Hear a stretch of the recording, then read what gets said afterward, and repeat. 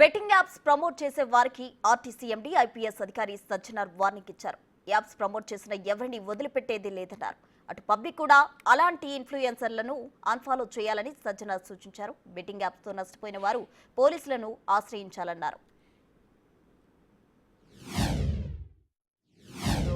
మీరు అంతకుముందు అన్నట్లు చాలామంది డిలీట్ చేయడం జరుగుతుంది, కానీ చట్టం తను పని చేయాల్సి వస్తుంది. డెఫినెట్లీ పోలీస్ కేసు రిజిస్టర్ అయితే మీరు అందరూ కూడా పోలీస్ స్టేషన్ చుట్టూ తిరగాల్సి వస్తుంది, అరెస్ట్ కావాల్సి వస్తుంది, కోర్టు చుట్టూ తిరగాల్సి వస్తుంది. మీరు సంపాదించి కూడా మీకు అటాచ్మెంట్ కూడా తీసుకోవడానికి కూడా అవకాశం ఉంది. మీరు ఏమేమి సంపాదించాలి ఆస్తులు కూడా మన అటాచ్మెంట్ ఫోర్ఫిట్ చేయడానికి అవకాశం ఉంది. సో మీ నష్టపోతారు. సో అలాంటి పరిస్థితి తెచ్చుకోవద్దు. మీరు ఒక మంచి మీకు మంచి టాలెంట్ ఉందండి, అది మంచి కోసం వాడండి. ఏదో మీరు టూరిజం కావచ్చు, లేదంటే మీరు ఒక ఫారెస్ట్ గురించి కావచ్చు, కుకింగ్ గురించి కావచ్చు, మీకున్న హాబీస్ గురించి మీరు చెప్పడానికి ఒక మంచి వేదిక సోషల్ మీడియా.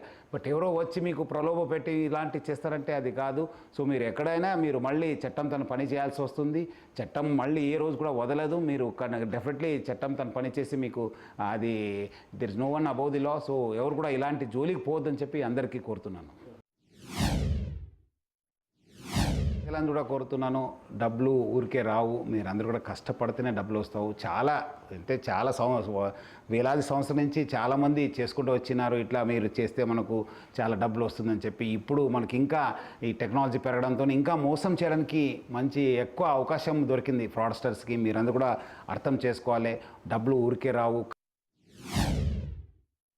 బయట వచ్చిన తర్వాత మనము పబ్లిక్ కూడా అంతకుముందు ఎవరు అనుకోరు కదా.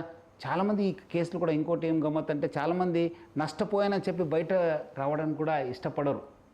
ఎందుకంటే వాళ్ళు ఏదో పరువు పోతుందని చెప్పి. బట్ అట్లీస్ట్ ఇలాంటి ఇంకా 4 వచ్చారంటే వాళ్ళు కూడా ధైర్యం వస్తుంది. లేదు కూడా నేను కూడా చేయలే, వేరే వాళ్ళు కూడా ఆదుకోవాలనేది కూడా వాళ్ళకు వస్తుంది.